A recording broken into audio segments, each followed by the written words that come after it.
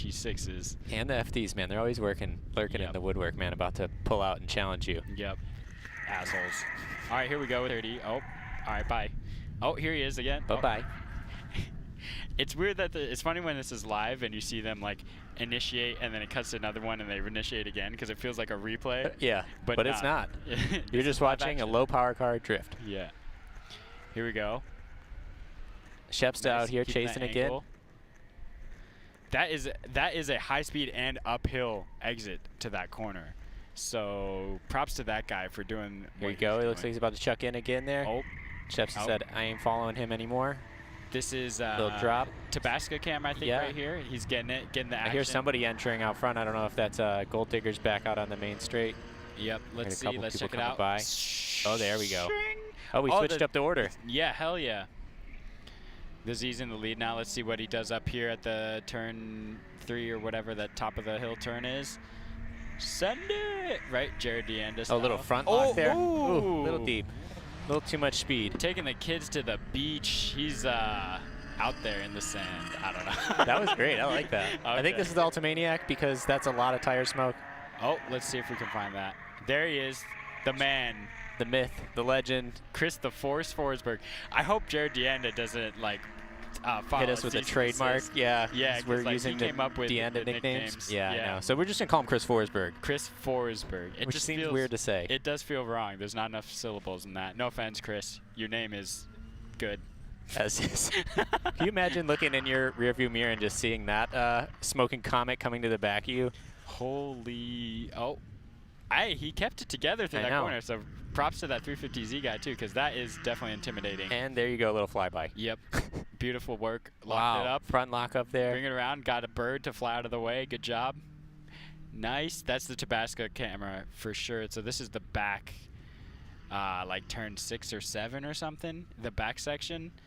Also a difficult, really high-speed section. Shep's to resetting. Resetting. E30 doing his lap. Maybe. Does he have a tow hitch on the back? I think he might. What? I mean, what am I gonna do? What am I gonna do?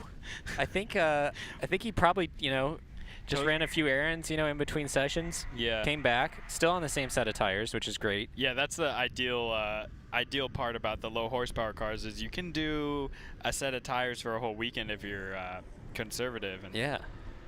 And you can up the PSI and just. Yeah, even when they're quarter, you can still run them for like a half day or full day and still be okay. Like, there's no risk whatsoever. The risk reward is like heavily rewarding, at least if you like driving. And if you keep your, everything pretty stock, you're not going to be making a lot of heat. Yep. Oh, here goes. A for effort there, bud. Appreciate you being out here. You beached us. Wow, I haven't thought about that meme. Yeah. There you go, Chris Forsberg coming into turn 1. Woo! Dude, it is great. Oh my God.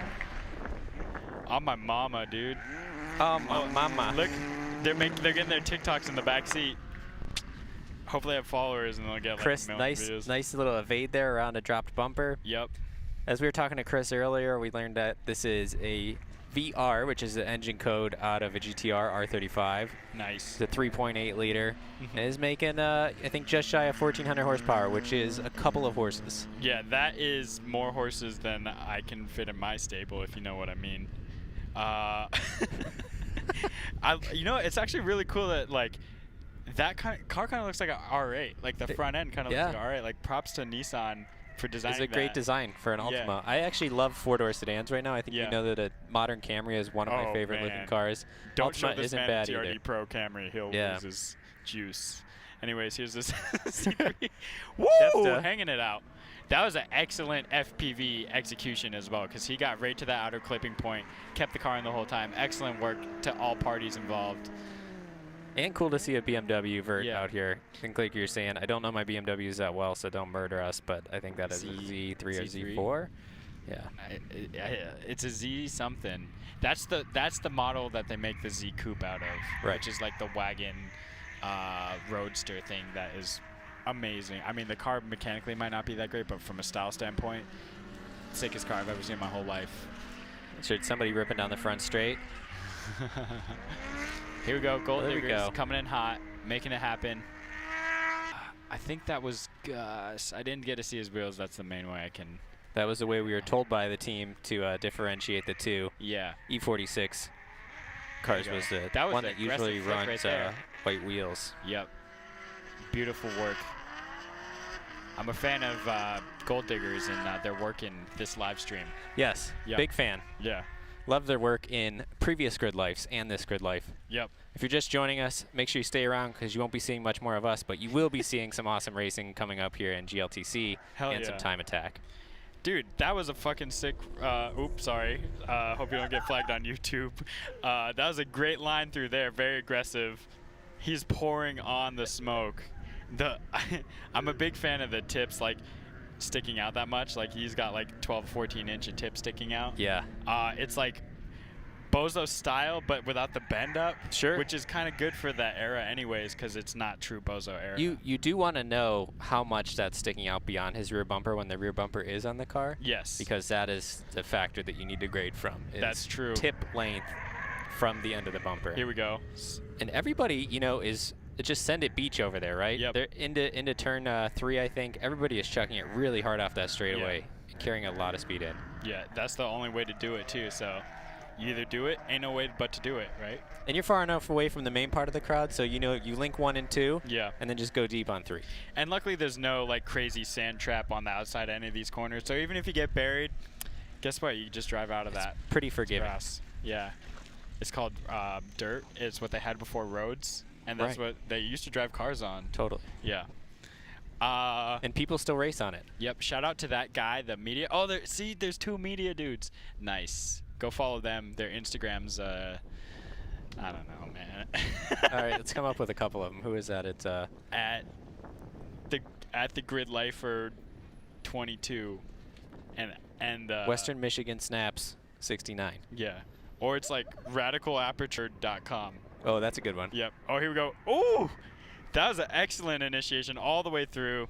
Unfortunately, he can't hold on to it, but he really sent it there.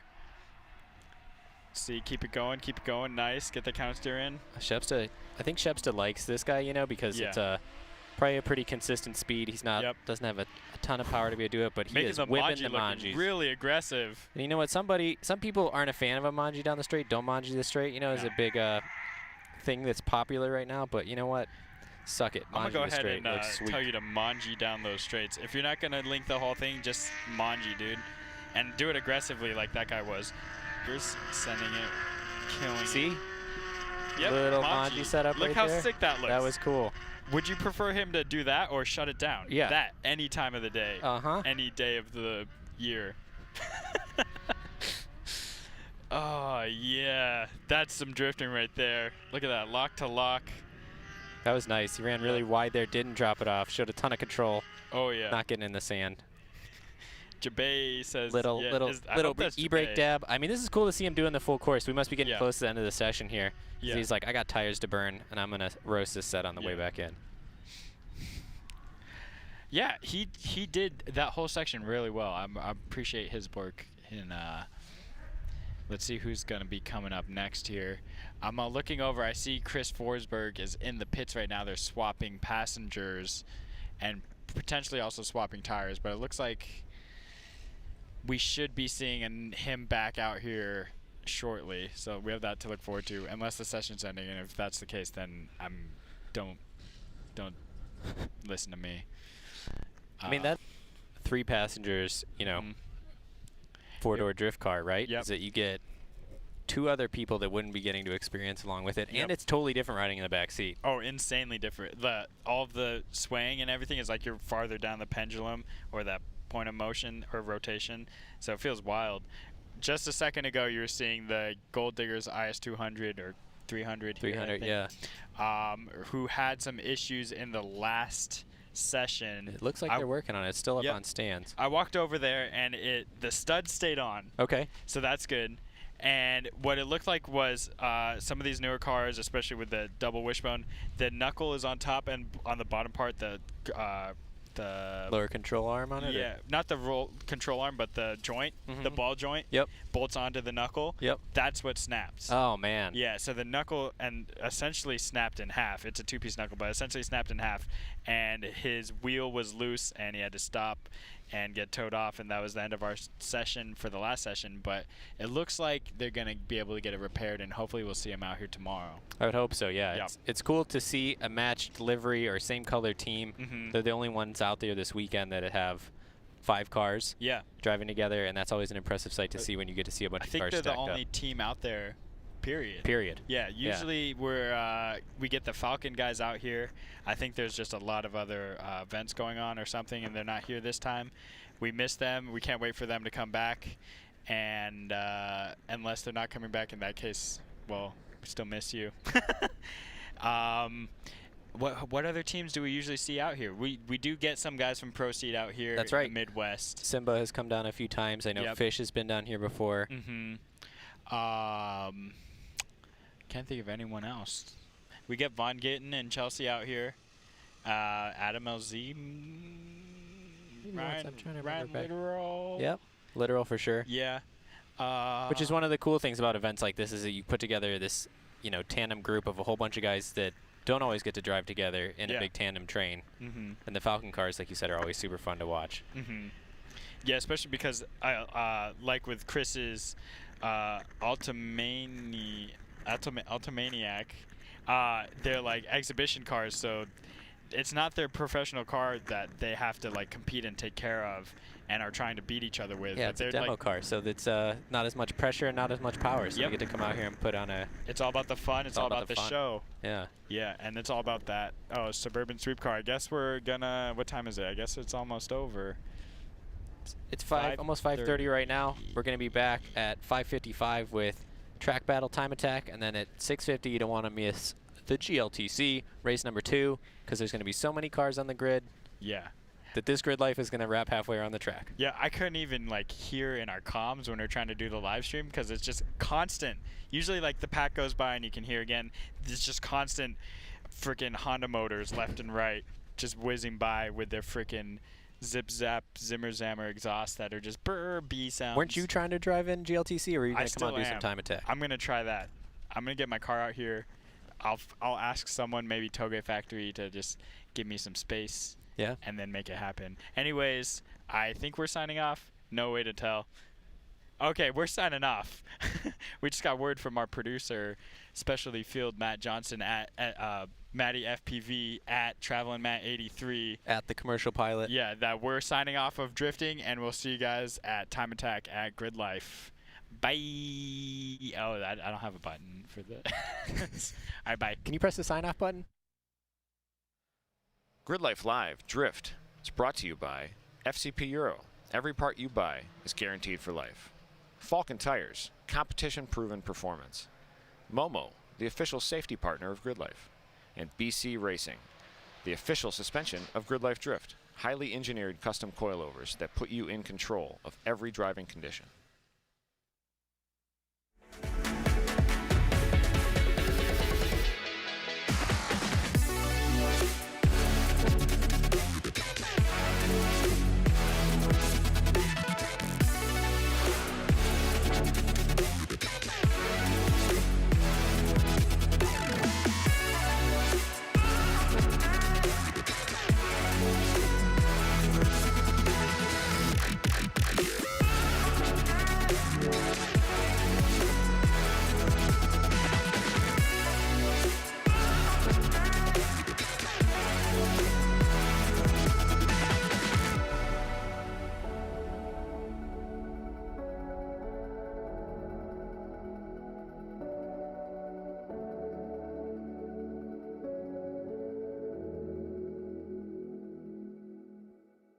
Here at FCP Euro, we take pride in the fact that each and every one of your orders is picked, packaged, and shipped by a fellow car enthusiast.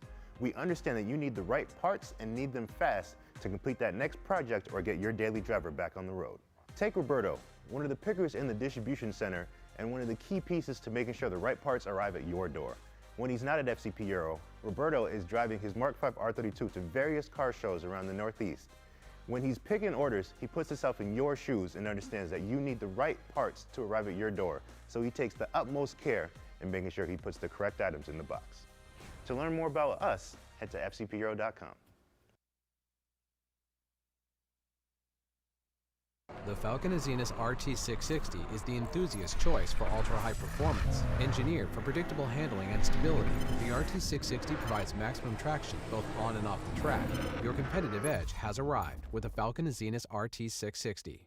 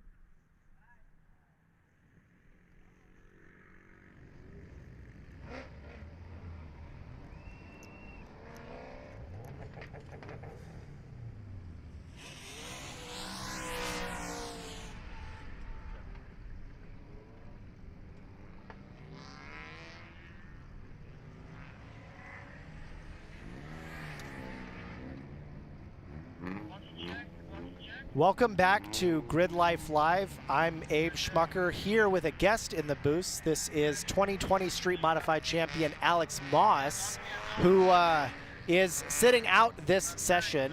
This is Time Attack Group A. Thanks for joining us, Alex, and telling us a little bit about your weekend. Thanks for having me. So we got just a little bit of cloud cover for this last session, and I talked with Paul Curley, who's lead car out, and he had just made a tire change, and I had said that the rear tires might be slow to warm up. And I heard quite the burnout as as cars were being released. So I think he probably took that advice. And as I talked to people in the grid today, he said that there was a 29 predicted if he puts all of his sectors together. As a competitor in the street modified class, tell me about how hard it is to do something like that on a street tire. I'm not so sure it's the trickiness is in the street tire. It's trying to take these cars that are super high strung, may not have, an hour of track time in them over the weekend and getting it done. Getting yourself to the point where you can repeat the lap consistently enough, or put together the good sectors consistently enough that you get a complete, full, good lap to your potential. So you've been time attacking competitively for, I think, 3 or 4 years now. The car that you have chosen to drive has been a whole lot of progression. In your experience, can you tell us a little bit about how you approached building a winning program? So our approach has always been try and find the weakest link in the car, improve that, and then have the driver, myself, grow with the car as well. We took an approach to the suspension wasn't the best suspension, so we'd upgrade that. We needed some aero, so we'd upgrade the aero then. And to upgrade it, test it, prove that we made the car better, and then move on to the next weak link, essentially, has been our approach. Well, we're talking a second about weak links. You just got back from a really, really successful campaign in One Lap of America. But now you can focus and be in more time attack trim instead of a more conservative trim. You had a failure at Blackhawk at one of our casual events 2 weeks ago, and I think you said that that failure may have caused a problem for this weekend. Yep. Yeah, that's exactly right. So with the new transmission we have in the car, so we've got the BMW DCT transmission, which is no secret, I don't think, to anybody anymore, no surprise. We've had an issue essentially with the input shaft on those failing on us, on the 4-cylinder.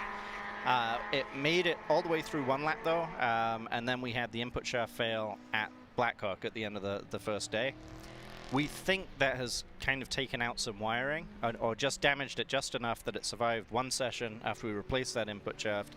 But now, like, you fire up the trans and it says it's 1,000 degrees Celsius inside. It says that's pretty hot. Yeah, So there's some wiring issue inside the trans that we need to fix.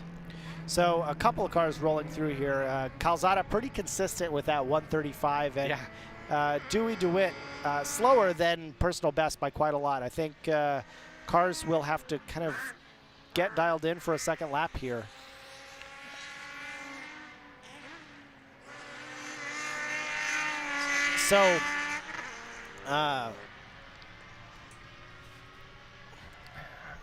So we had just a little bit of cloud cover, and I kind of expected cars to be a little bit quicker, but we're not seeing that at the moment. No, it looks like everybody's roughly where they were before. Haven't seen Paul Curley set a time though, so he's I think leading the street mod and potentially leading the whole event right now.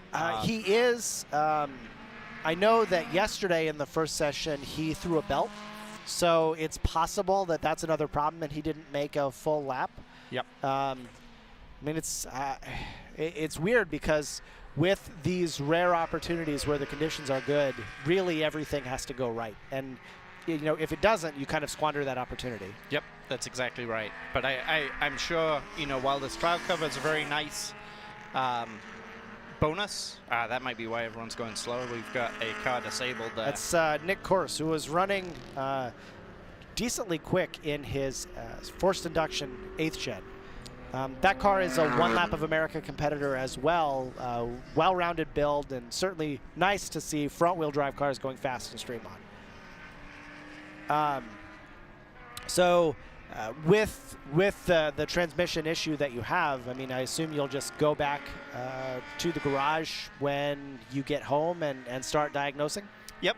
Yeah, so the car will go back to ASM up in Stevens Point, and it will get taken apart again and hopefully get the issue diagnosed. And then we've really got to figure out, you know, what it is that we have to do with the rest of the year for us, because, you know, we keep suffering these failures, and the events now come thick and fast, and it's whether do we keep scrambling to get the car ready for the next event, or do we take some time to really develop the car and make sure we get everything rock solid. So I do want to say that Team Twitch driver Brandon Ranvek looks like he just set a personal best for this track for him, and very close to the street class overall record. The difference right now between Josh Halka and Brandon is about 1/10 of a second. And Josh has the track record here in street class by about 3 more tenths. Now, Brandon went off track and suffered some damage in the last session and was cutting with the angle grinder when I last talked with him. But without the splitter, he seems to have gone faster. Yeah, isn't that the irony? I mean, you hear F1 commentators talk about how the engineers develop all these little aero bits, and the driver goes and breaks them off and goes just as fast anyway. So yeah, Brandon had all the LTW lightweight splitter and front aero on the car, which he's obviously allowed to do in that class because it's factory pieces. He went off this morning, managed to dig that splitter in, and it's very solidly mounted, so it twisted the radiator support and broke some coolant lines, so it was leaking coolant and all that kind of stuff. So he and Ron, I think Brandon took a few minutes to kind of look at it and think about what he'd done. And then well, I know for a second he was concerned that he had damaged the radiator to the point where it was punctured. Right. But him and Ron have been working on it and getting it back together, and great to see him out there again. So I would not expect him to be able to do back-to-back laps at that speed, but maybe he'll take a lap or two to cool and see if he can find those other 3/10, because I would love to see this battle where Twitch takes a record from Halka and they go back and forth the rest of the year. Yep. Yeah, it may be. I mean, Brandon's a different level driver. He's a really, really good driver, and yeah, it wouldn't surprise me at all if he was able to go and do back-to-back laps, or at least multiple laps in a session quickly. So for those keeping track of the event season, it was actually Brandon Ranvek who won street class at NCM and had a sizable point gain on Josh Halka. And so here, with the gaps being as small as they are, it's still possible that if Brandon doesn't finish in first for this event, that he'll still be the overall points leader for street class, which is pretty exciting in a car in a class that's been dominated by forced induction cars. Yep. Yeah, it's great. Love seeing that car out there. And Brandon has so much fun in that car. Brandon also has a track mod Evo that is as neurotic as my car is in how it brakes. And he's just having so much fun in this car that he can go out and turn laps and be really competitive as well. Yeah, the relationship that he has with Twitch is intimate. Yes. I mean, I think that's the only way to describe it. But I think there is something to be said. When you talk about your car, you and Andy Smedegard, the builder of the car, talk about the love-hate relationship. Because when things are great, you love it, but you don't love it all the time because it fights you and it's temperamental sometimes. It seems like Brandon and this car, it's endless love. It is endless love, and I mean, I heard him apologize to it more than once this morning, and say how sorry he was that it hurt her. But they're back. Looks like they're back at their best as well, because they're going pretty fast. I mean, 38 flat in the street is pretty fast. That's very, very quick. And I don't know how much faster we're going to expect street cars to go, because I think Josh has approached the limit of horsepower that we'll see in the class, and practically the only way to get faster is to start with chassis that are lighter. I think you could. There's some weight savings within the rules that people could do. Sure. I think that's where street is underdeveloped right now. They're keeping it within the spirit of the rules and not necessarily to the letter of that rule book. Sure. Yeah, I get that. Talk about the change that you made, because previously, so you drive a car that's called Super K. Yes. And it was previously supercharged. Yes. And now it's turbocharged. Yes. I know that often those things come with some growing pains and some learnings. Did it take you kind of a full season to get things figured out, or was it just kind of this natural progression that just had a great flow? The story is pretty similar to what we're going through right now. We had in 2019 we did one lap of America in the car right when it was supercharged. We did not expect that car to survive one lap. It did.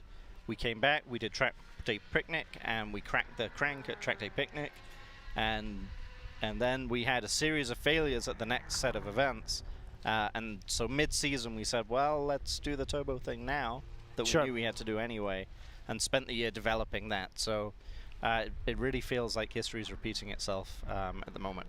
Well, I think it's really interesting right now to see how the season championship is playing out, because many of the drivers in class have said that a season championship isn't their explicit goal, but it would be nice if they got were able to achieve that as well. And Jackie Ding has been kind of world class this year with respect to a car that's sorted and dialed and ready to be driven fast. But he's noticeably absent from this event. Yep.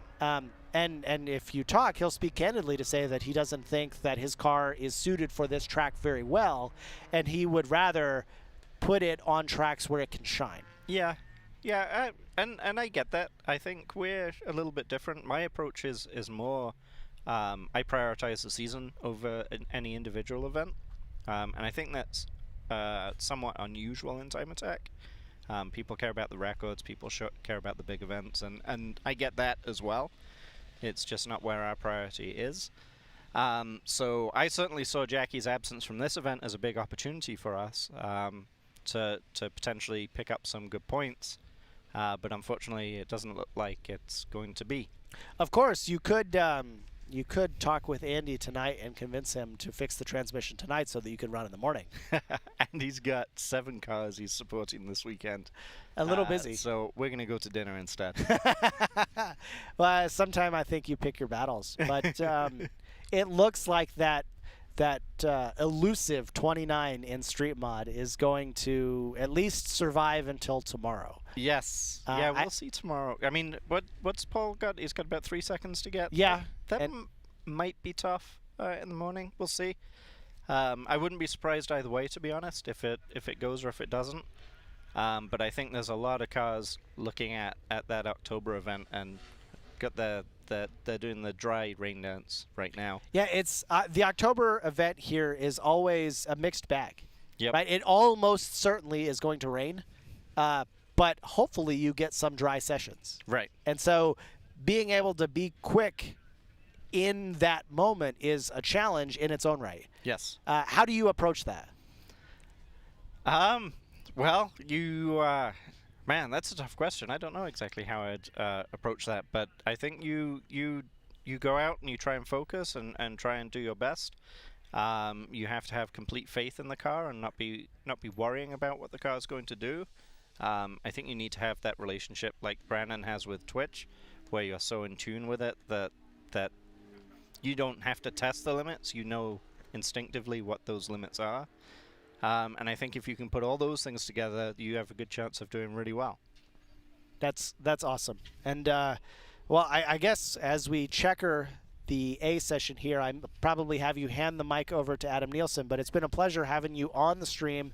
I love watching your program. I wish you guys the best of luck, and I imagine if we see you at Autobahn, it will be focused on testing and refining and tuning and improving more than it is focused on trying to break another record.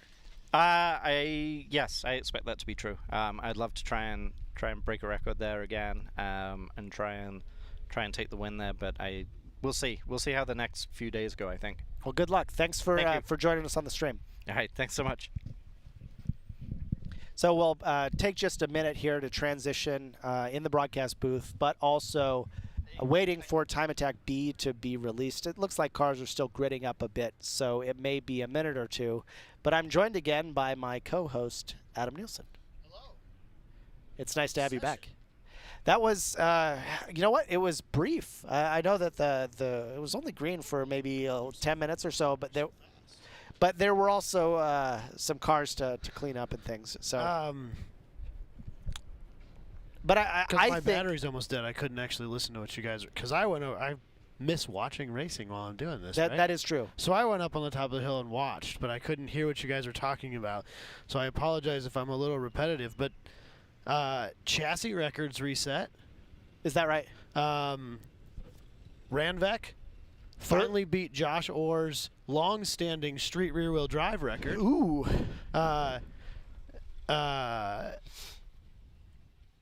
Hulka 2/10 off of his record, his overall street class record, which puts Ranvek only about 4/10 behind, 3 or 4/10 behind that record as well. So, I mean, maybe we got a track. Maybe we got a track. Well, and Alex and I were just talking a minute about how Brandon lost this or crashed this really, really expensive, rare BMW specific splitter. Right. And then went out and went faster. Right. So, I mean, we're all wasting our time with all those fancy aero bits when we just need to drive better. Well, I mean, there's always a consequence to aero, right? Like, it doesn't come free. You pay a drag penalty, too. Right, but a lot of people kind of think of GingerMan as a track where that's not too big a penalty to pay because it's not a lot of high speed in straight lines. It's a lot of fast corners where downforce is a benefit. Yeah, I mean, but at least in his position, it was, well, I'm going to keep running, so I'll just run it without it and fix what I need to. Look what he did. Yep. Went out there, and I mean, GridLife doesn't really focus on chassis-specific records within classes, but it's still an accomplishment nonetheless. Yeah, and I'm sure that when record. he gets out of the car to look at that data, and I might actually go snag that data for myself. I wondered if you would.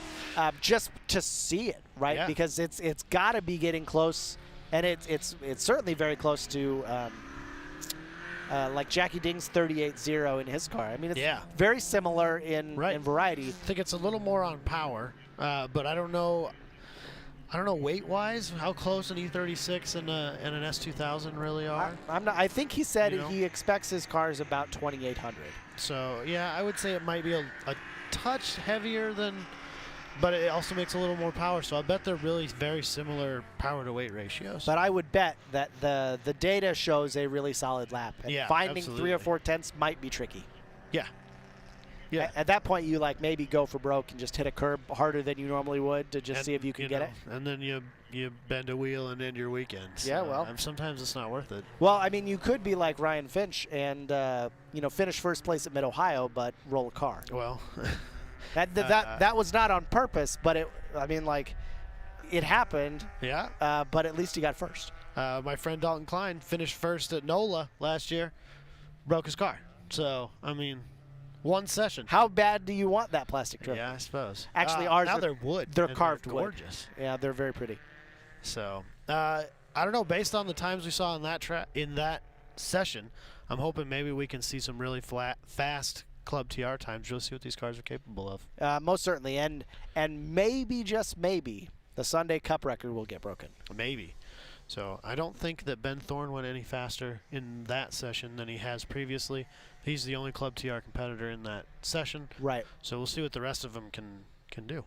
Well, and I did have a chance to talk to Josh Hanger, who had the RX-7 that had a mechanical on track previously, and I think he's done for the weekend. I think there's a hole somewhere where all the coolant went into all the oil.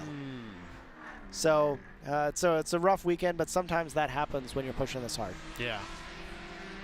On screen, you've got Evan Weeder, who just rebuilt a car to come back to Time Attack in Club TR. A fairly fresh rebuild. It looks pretty sharp, I think. Yeah, he's paddocked right next to my group of friends, and he's been thrashing on that car all weekend. So he's definitely still sorting some bugs. Do you know what he's been working on? Coolant system. Okay. Which is important Yeah, it's hot. A very key part of a race car in this temperature. So I did have a chance to just chit-chat in the paddock with Chris Forsberg a couple of hours ago. Yeah. And he's running the Altamaniac this weekend, which is very cool. What he did tell me was that the car makes so much power and it generates so much heat that when they're on power through these corners, you can watch the temperature gauge rise like an RPM gauge, which is kind of wild. And the second you get off power, it's back to cold. Wow. Very unique, wild car here at the GRIDLIFE Drift. I listened to a podcast that he did with Matt Farah. Okay. And they talked at length about the whats and whys of that car. And it's an insane piece of machinery. Yeah, it's really sophisticated, right? It is. The same engine, basically the same engine and turbo setup that they run in the Pro car. For Formula Drift. Okay. So, they're kind of hoping, like, instead of having a couple of cars with multiple drivetrains that we use for different places, these are the same, so everything we learn from them can be applied to the other one. Gotcha. Which makes a lot of sense in a race team scenario. After the GLTC race, I'm going to go out and do a ride-along with Peter Collins in the E46 M3 drift car. Yeah. I was told I can't refuse, so I have to go. Have you been in a drift car before? I have not. It's an experience, man. Is it? I've never been on one here, but back home there's a pretty good group of drifters, and they drift at Raceway Park of the Midlands, which is my local track, and it's an experience like no other. I bet. When you're with someone who's very good at it. Well, it's such a weird thing because watching it televised or on the internet is, it doesn't capture like how violent and visceral the experience is in person. Right, but it's also incredible how smooth it is at the same time. So someone who's really good at it, the transitions from one direction to another, the way that those cars just kind of sail back and forth, and it's not violent or harsh, but at the same time it's very strange. Well, I like other forms of motorsport as well besides just road course racing. Yeah. And I can say that any person watching who's never been to a Top Fuel drag event, there's nothing like There's nothing on the planet like that. Maybe a NASA rocket launch or something. I don't know about that even. Because you're a lot farther away. You are farther away. And like I've seen both. Man, it's cool. Yeah, it's and I would say that spectating drift in person is a little bit like that because it's so in your face and in the moment. Especially at Alpine, because we can get so up close. Oh, dude. Like you're literally being sprayed with rubber. Well, actually, I think Adam has said on our Slip Angle podcast before that Forsberg tries to spray Adam with like tires and gravel because he's flagging the event at night and Forsberg's trying to hit him. That's funny to him? I guess. I mean, it's kind of funny. It's pretty funny. So. Nice black C8 on the screen there. Car looks very upscale. Like it looks, so it's got good. an exotic look to it. They're so good. I'm very excited to see the uprated versions of those. What they're going to do with the Z06 and stuff like that. Apparently the Z06 is going to step back in power, I guess, and maybe be more of a flat plane cranked, track focused machine, which I'm excited for. I think that'll be really cool. The last gen Z06 just didn't work on track. I mean, maybe we're sounding old, but like these horsepower wars are insane, and as you increase the horsepower, you're not making the cars better track cars. Well, so every year on 10/10 at the beginning of the year, we do a show where we do predictions on what we think is going to come in the automotive world, whether it be OEM level or the culture surrounding it or whatever, what we think is going to come in the next year. And then the next year we'll revisit it and make new predictions, right? Sure. This year I predicted that this will be the first year, maybe not reach production, but it will be announced that an OEM is building a 1,000 horsepower car that is available for as many as they can sell. Not like, like obviously Bugatti and some of these other ridiculous hypercar manufacturers. They've made those cars. They're only going to make this many. Sure. Like I think that we're at the point now where it's only a matter of short time before we see those at a level where if I want to walk down to a dealership and buy it, I can. That might be true. And that's But I do think there's a caveat to these, increasing horsepowers, like these horsepower wars, is that cars are getting progressively heavier as well. So they are fast, absolutely, but some of that pace is being offset by just tremendous weight. Yeah, that's fair. There are plenty of cars on the market that are over 4,000 pounds that you might look at and say, well, that just makes for a bad track car. Why would you want it to be that heavy? Well, not everybody wants a track car. Well, that's Some true. people like to go to Cars and Coffee and flex on the next guy on Saturday mornings. Heated and cooled seats are awesome. I drove my friend's Camaro 1LE package that has heated and cooled seats, and they are awesome. Well, but I can also say that heated and cooled seats are less important if you have cloth seats. Big fan of cloth seats. Cooled seats, it's important either way. I don't get too sweaty in cloth seats, so. Yeah. But, man. My old man back likes heated seats. Heated steering wheels, though, that's the jam. Oh, in Iowa, it's the best. Civic Type R here on screen. That's a good-looking car with a nice livery, and I saw a One Lap of America sticker on the back of that. I'm not familiar with that car, but any car that does one lap and does time attack is good by me. Yeah. Tyler Voigt, car 462, 624. Wow, dyslexia kicking in there. He's the one in the 4-cylinder Corvette that we kind of talked about a little bit earlier. The Camaro. Sorry, Camaro. Gosh, I'm getting tired. Can getting you old. tell? That too. He came up to me and told me to stop blowing up his spot. That's his secret, and he didn't want me to ruin it for him. So well, it's too late. The cat's out of the bag now. I apologize for that. But yeah, I can't take it back. So lots and lots of tight competition here in Time Attack B, with span of cars from fastest to slowest being only 6 seconds. Yeah, incredible. And that's only cars on screen. I think there's more cars out on track. Yeah. Very, very tight. Cars turning laps.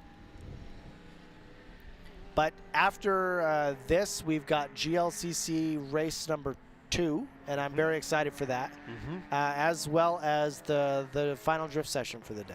So lots of unique cars here in Time Attack, but tons of stuff happening here at GRIDLIFE Spring Kickoff. Lots of spectators.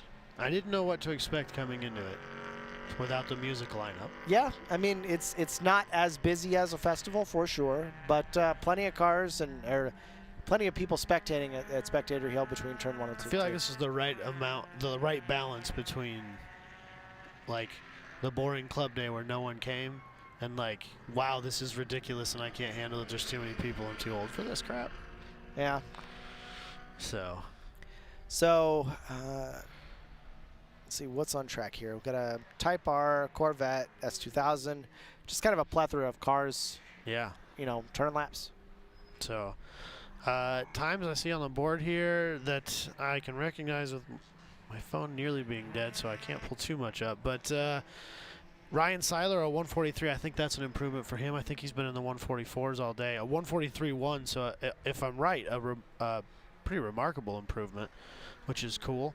Cal Fortner, we talked about him earlier today with that V8 S4. S4? Yep. S4. Very big, very heavy. Very loud. Very loud. So it's just very. Yeah, it's very all the things. Very cool. I have a weak spot for Audis in my heart, even though the one I own did me nothing but wrong. Well, I think I don't want to say it's the cheapest route, but I think that a full bolt-on Audi, new generation Audi TT-RS, yes, with the DSG is the car to have in street mod. If money were no object, I'd own a TTRS tomorrow. I think they are awesome. Oh, they're so love those five So I had turbos. a first-gen TT. Okay. And even though it was probably the worst car I've ever owned from like a mechanical and financial standpoint, I loved it so. Yeah, well. Right? And the third gen, the second gen I wasn't as into, but the third gen of TT, the current one. Yep. Money. Yeah, another One Lap of America competitor who ran some time attack with us last year. Yeah. Kind of showed a little bit of what that car could possibly do.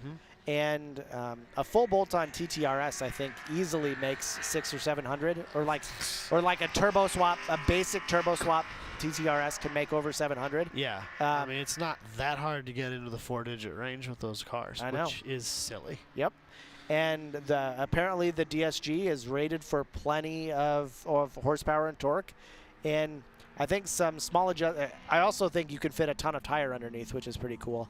But the street modified rules would require 255s, and so 55. I thought they were 285. No, that's for wheel drive and front wheel drive cars. So that car would be under tired for sure, and I think you'd have to drive around it, but it would still be very competitive. I mean, you just got to do one lap.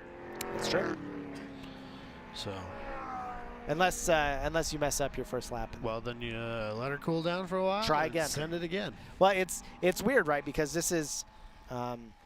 This is not like basketball, but imagine if a player could only take, 6 shots per game, right? Like if they're shooting threes, the goal is obviously for them to go in, but time attack is a little bit like that, where you only get 6 or 7 shots, and if you don't get it right, you don't win.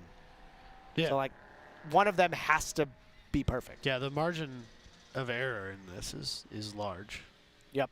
Just like it a lot of times it comes down to luck. Sometimes the conditions have to be just right. And you see that especially with the unlimited drivers where, if the conditions aren't right, they won't even try. I wouldn't. You know what it costs to make a lap in one of those cars? It's too much. If it's not record-setting conditions, don't bother. Yep. I know a lot of those unlimited teams are not concerned about winning the weekend. Yep. That's not what they're here for. It's definitely a different mindset for sure. To take a record overall.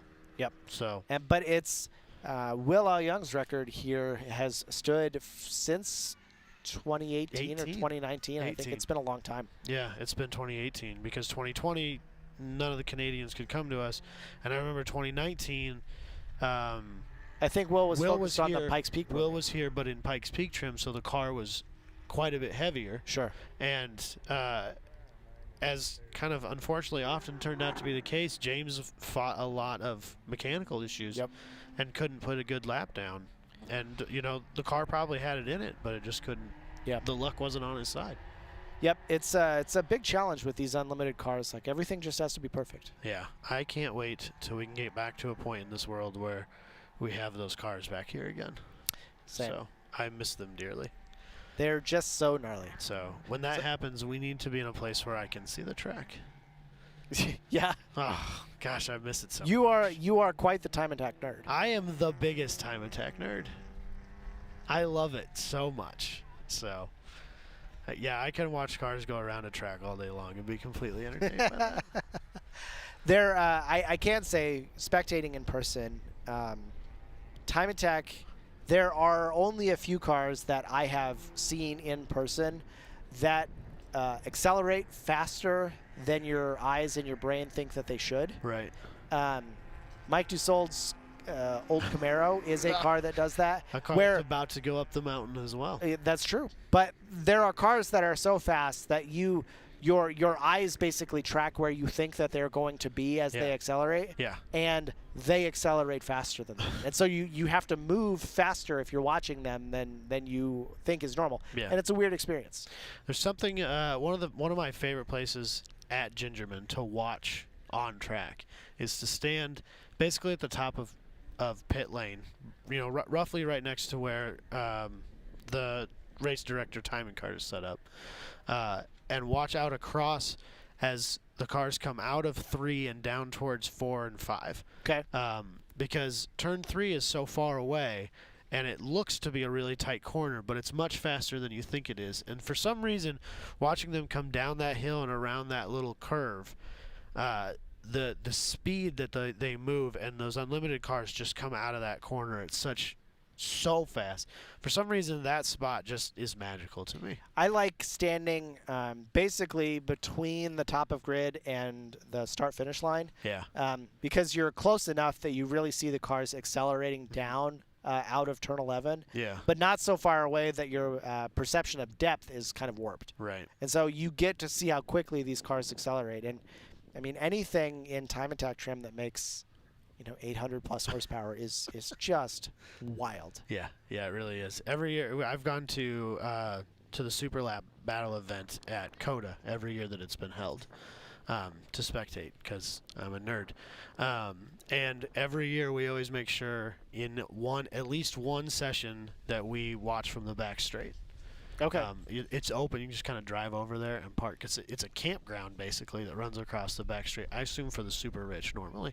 But they let us plebes in there when there's nothing going on. And there's some elevated area that you can stand there and watch them come flying up that hill and out of the, what is that, turn 11 down to, is it 11 to 12? Yep, I think that's right. Just watch them come out of that and fly all the way down into that braking zone. And not only watching those cars accelerate, but also watching, because generally speaking, when they make that kind of power, they also have a hell of a brake package. Right. And watching them woe those cars down from those speeds at the rate they do and seeing how deep into the braking zone some of those cars get. It's absolutely gnarly. It's the best. Yeah. And some of those cars, like a car that comes to mind as being particularly fast would be Ferris Khartoumi's car. Yeah. Even, even in track mod spec last year, that car was insane. Even in naturally aspirated spec the year before. Yep. What and an so incredible machine. I mean, some of these cars are approaching 180 on back straights like that, which is out of control I think fast. Ferris's VMAX here is 166 on the back straight between 10 and 11. That's so fast That's for this track. Disturbingly fast. And it's like, and I know Adam Jabay has these thoughts. It's dangerously fast. Yep. I guess the nice thing on this track specifically is that if you miss your brake zone on your way into 11, you just get to drive into the pit. Yeah, but at 166, does it matter? Well, you'd hope that you don't go full tilt into the pit. It's a crazy, crazy machine. But Ferris's car is really unique in that sixth gear is the one-to-one drive. Yep. And so the acceleration in his car is wild. Never ending. But practically the car is suited very well for club tracks because he's almost out of gear on his way into turn 11. Drone pilot's having way too much fun again. Making us Are dizzy. you saying he's in the drone zone? He's making us dizzy. Whoa. That was in the grass. That was literally in the grass. That's so cool. I love it. Thank you to the drone pilots for keeping things really interesting with us here. Are there any insects on that tree or anything interesting? It's aerial acrobatics for the drone zone. Have you seen the racing, drone racing? Is that like pod racing? Because, yeah, essentially, except without a person in it. Love the Star Wars reference, by the way. As humans are known to do, if there's two things that go somewhere, we'll race them, right? So there's drone racing, and they race them through these insane obstacle courses. They're set up in, like, warehouses and stuff like that. And they got to, like, thread the needle through tiny little gaps, and the speed they're moving is incredible. It's something else to watch. So, long day for the camera crews up in the buckets and the lifts, and it's like right in your territory, right? Yeah, it's brutal in the sun like that all day long. I do not envy that in any way.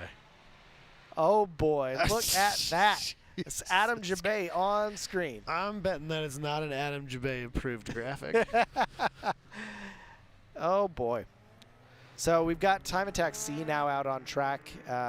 Expect the battles to watch here to be in Sunday Cup. Yeah, very excited for that. Because a lot of the other cars in this field are working on improving, driver and car combinations. Yeah. But in the Sunday Cup, this is as fast as cars go. Yeah, more of like beginners in Time Attack. Sure, yeah, First probably. year competition or so. or just maybe kind of dipping their toe in it, seeing how they like it. But it looks sun's kind of crossed over. I don't want to say that it's setting yet because it gets late, or it gets dark super late here. But it does. I sometimes forget how close we are to the date change or the time change line, and so it's a little different. I think it was what, like 9:20 yesterday before the sunset. It's crazy. But what this means is that the track temperature should be going down just a little bit. Maybe, just maybe, Matt will be able to improve his fit time. Or somebody else. You don't know. I mean, it's anybody's game. I don't want to I'm kind of a Matt Williams fanboy. I'm aware. But as am I. Don't get me wrong. But cars coming around their warm-up, looks like getting ready to take the green here momentarily. One thing that Matt is not only is he a wheelman, but he's a mean karaoke too. Oh yeah? Yeah. He makes quite the cocktail as well. Yeah. He's got many talents. A man of many talents, yeah. We got shut down by the man at NCM karaoke. Oh boy. Yeah. I heard, actually, because we were RV parked right next to you all. Yeah, they were not into it. So, but turns out Andrew Raines knows quite the singer. "We Didn't Start the Fire" by Billy Joel. Are you familiar? I know this song. It's more complicated than people give it credit, and he knows most of the words off the top of his head well enough that he can karaoke it without the words on the screen. Very impressed. Yeah. Very. So I knew someone a few years back who karaoke'd "I'm on a Boat" by the Lonely Island with remarkable accuracy. I thought was impressive. Oh, the things people do when they're bored, huh?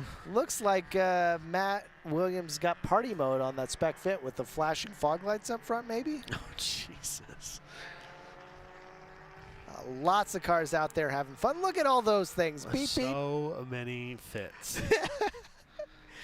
You think they just tie a rope to each other and go? Yeah, just pull the lead car. Just keep the rope tight. That's the goal. How silly is this? Just keep it tight. Boy, oh boy. It's like a Spec B race out there. Actually, that was something, a change to the Sunday Cup rules for 2021. Oh. We do allow B-Spec cars that fit the power to weight now. Yeah. So hopefully opening the door to more specific cars coming into this class.